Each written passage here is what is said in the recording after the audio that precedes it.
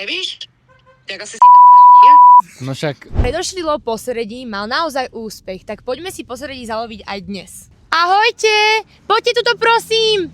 Máme niekoho? Furt volačo. Chlapci, čaute, ahojte. Poznáte Papinky? Áno, jasné. A sledujete nás na Instagrame? Jasné, áno. Tak ukážte. Pokiaľ mi nezmrznú ruky. A hneď mi aj vyskočilo videjko. Dobre.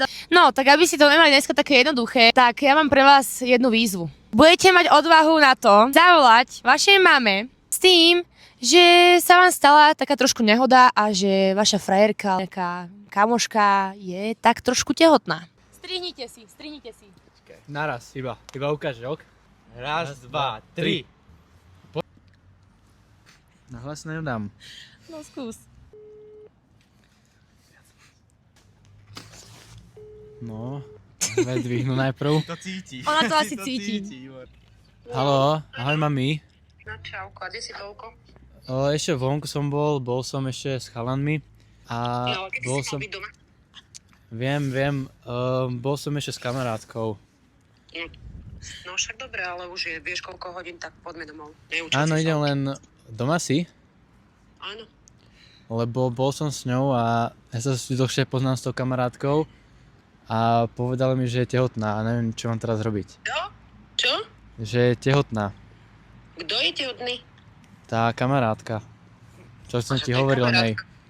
Keď je kamarátka, tak nemohla s tebou otehotneť. No, ja viem, no. Tak čo vieš? Neviem, jak sa to stalo. Nevíš? Tak asi si trpkal, nie? No však, no áno, ale nechápem. No, tak to nevieš, tak na čo to robíš? Počúvaj ma, to nebudem s tebou preberať cez telefón. Dojdi domov a o tom sa porozprávame. Lebo ako toto nám do hoviči to nehrá aj na teba. OK.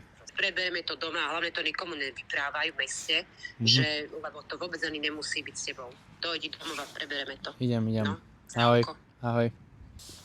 No, No, nechcela by som ísť teraz s tebou domov, ale No. akože chlapci, ďakujem. za odvahu a za to, že si mala vlastne na to aj gule zavolať tej mame, tak máš odo mňa čokoládky. Nech sa ti páči. Ďakujem. Ja Neviem, či chcem ísť domov. No vidíte to, ak aj vy budete sledovať Papinky, tak vás možno v meste stretnem a dám vám buď challenge, alebo to budete mať jednoduché a dostanete len tak čokoládku.